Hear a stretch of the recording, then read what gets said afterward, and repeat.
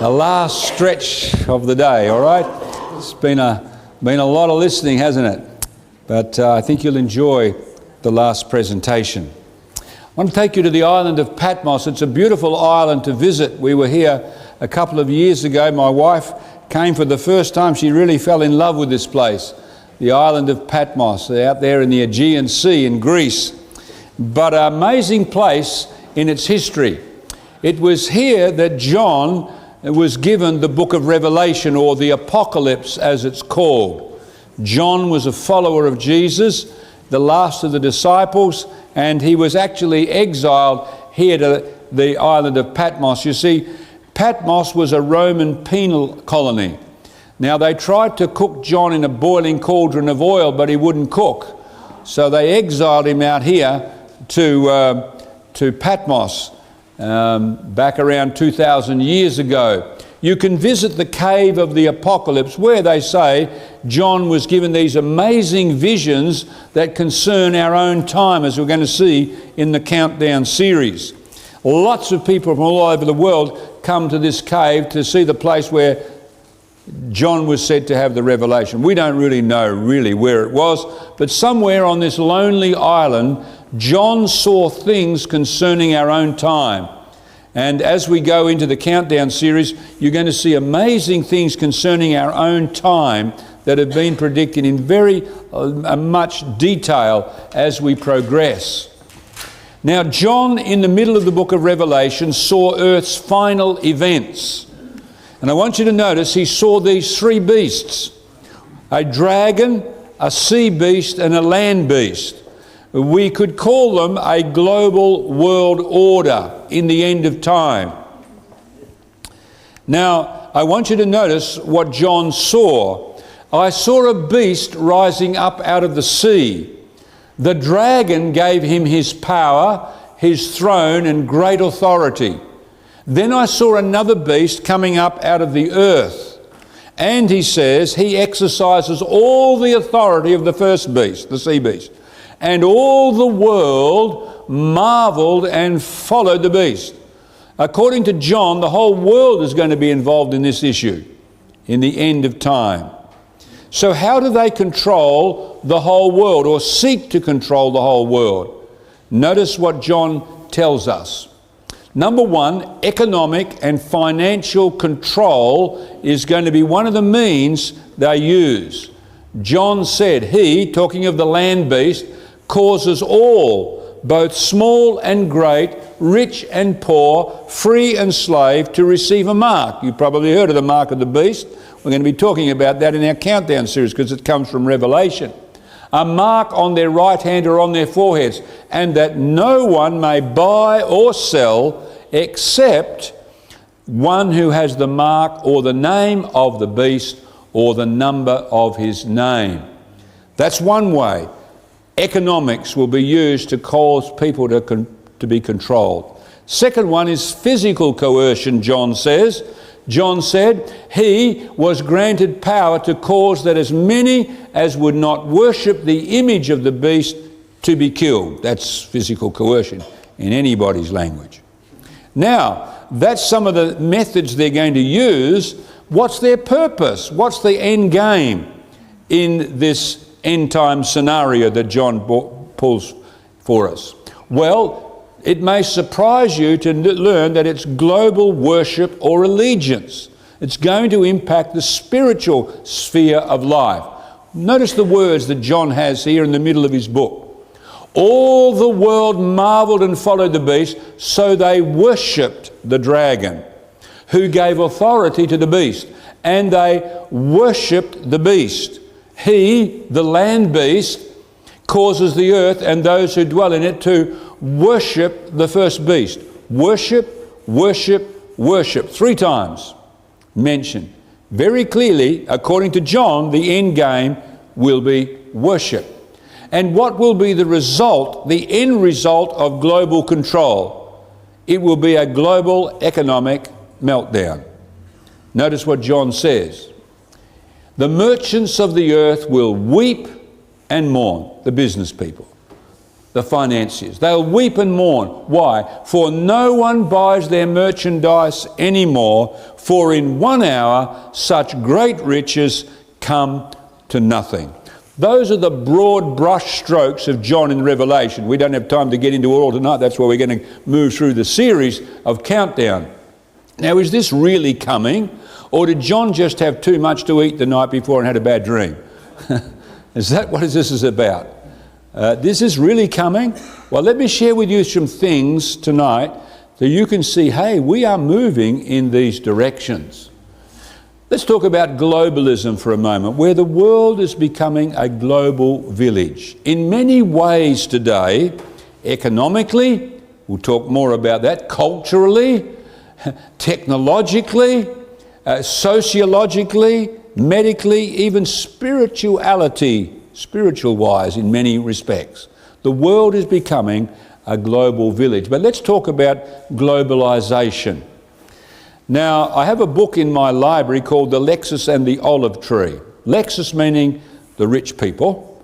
Not too many of us drive Lexuses. What do you call it, Lexi? And the olive tree, this is the olive tree where many people in the Middle Eastern world gain a bit of their living from. So the rich and the poor. It's written by Thomas Friedman. He was once a New York columnist, New York Times, and quite a man on the trends of what's taking place in the world. Notice what he said about globalization. The word means we've become a global economic village, our world today. Thomas Friedman looked at the driving factors. He wrote this book some years ago, but you can see how relevant it has been. What's driving us to become a global village? He says 3 factors. Number 1, the democratization of technology. What does he mean by that? He means everybody can get their hands on modern technology today. You say, what do you mean? Well, this is thanks to things like smartphones and computers and so on. The world is connected globally. You can be grandma here in Dundas and you can sell icy poles to Eskimos up in the North Pole somewhere there, if you want to, just by getting your hands on a $50 computer. They're valuable today. All right, second-hand one. In other words, we're so connected today thanks to our modern technology. The democratization of finances, what does that mean? He's saying everybody can get access to this technology today because it's easy to get money. You say, I don't get easy money. Yes, you do. Credit cards are simply a low loan, but you can get this stuff. You don't believe me? I was out in the back box of Papua New Guinea. Way out there, they connect with the world through their smartphone. I remember going out in the middle of Bougainville on one occasion, and we took a break after about 3 hours, so we jumped off the truck, everybody got on their smartphone, and away we went. Around the world today, anybody almost, just by getting a credit card or some little loan, they can get their hands on some of this stuff. Then the democratization of information, he says, meaning there's no bamboo curtains today. Thanks to the satellites and the information channels today and how we get information around the world so accessible, we can get information readily. Not too many bamboo curtains and iron curtains these days. There's ways around things often, mostly. Of course, some countries tried to shut things down. You don't believe it? Go home tonight and watch your favourite soccer team in Outer Mongolia play that live. Right? It's possible these days in our world. Thanks. So he says that's what's driving us so that we're a global economic village. Now he says there are serious implications, serious possibilities with that connection economically through all this stuff. Number 1, the opportunity for global economic control. Because now that we're all interconnected and all set up and wired up together, someone or some group could actually control us economically. I want you to think of our cashless society that we're almost there. In fact, some places you can't even use cash now, right? Now, once upon a time, they couldn't stop you because you got cash, you hide it under your bed, under the tree, at the backyard, whatever it is. But now we're living in a cashless society, or we're pretty close to it. Notice what's happened just even the last few years. COVID-19 is speeding up Australia's shift toward a cashless future, said ABC a few years ago. Why? Well, no one wants to touch cash, might get the bug, remember? Then Channel 9, cashless society looms. Australians tipped to move away from cash by 2025. Well, we're getting pretty close. Getting very close. What does that mean? Well, if we've got a cashless society, you can be controlled very easily by a bank. No problem at all, our way the world is moving. And you need a cashless society, you need that to be able to control people. And so we're in that sort of a space today. Remember what John said? In the end times, you won't be able to buy or sell unless you take the mark of the beast. This was predicted 2,000 years ago. Today we have the technology to do that, to cause people not to be able to buy or sell. You can be switched off. The possibility of global economic collapse, because one partner can pull the rest down, right? Is it possible? Heard of GFC? Of course. America caught an economic flu, they sneezed and the world got it. Remember all the bailout packages?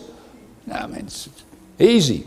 One group can pull the rest down. We live in a world today that is so interconnected economically that what happens in America can have impact of everywhere else. What happens in China impacts the world, and so on. Global economic collapse, John predicted. We read it a moment ago. What about physical coercion? Is that possible that governments would really physically coerce people? Well, I think we've seen enough examples in our world in recent times that physical coercion is a real possibility. It happened in Germany, happened in Europe during the Second World War, certainly happened in communist countries, even happened in our own country during COVID-19 around the world. Now, please don't get me wrong. I'm not saying this was right or wrong. I'm simply saying everyone around the world, you could lose your job if you didn't take the vaccine or whatever it was. It just happened around the world. And I'm not for or against it. I'm just simply saying we've all seen that a government can have incredible impact on the world, governments around the world. Physical coercion. Is it realistic that Earth's final events will impact the spiritual sphere of life? We've seen the opportunity for global economic control and meltdown and all that sort of stuff. What about this idea of the spiritual sphere of life? Is that real, or is that just a Christian or religious perspective? No. Sir Arnold J. Toynbee, British historian, Oxford, London University historian, 21 world civilizations, he examined a lot. Great civilizations like the Chinese, the Aztecs, the Incas and so on. And in his mammoth set of books called A Study of History, massive study of ancient civilizations, notice what he found. The fundamental conflict, he said, is not political, but religious. The line cuts across the inward spiritual world within every living soul today. Whatever label of political citizenship may have been stamped on its body by the accident of birth, he says. Now you think about the recent international conflicts or conflicts around the world. Think of some of them, just quickly. What about Northern Ireland? What was it really underneath? It was about Protestants versus Roman Catholics in that conflict. How about Bosnia, Serbia and Croatia? Lots of stuff tied up. Muslims, Orthodox Christians, Catholics in that conflict. Terrorism, it's about usually extremist Muslims. But it's not only extremist Muslims, there have been extremist Hindus and extremist Christians, right? Think of New Zealand, recent.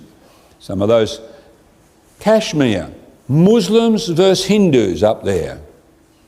Underneath, and that which sometimes fuels the political stuff is the religious thing which pulls people on one side or the other.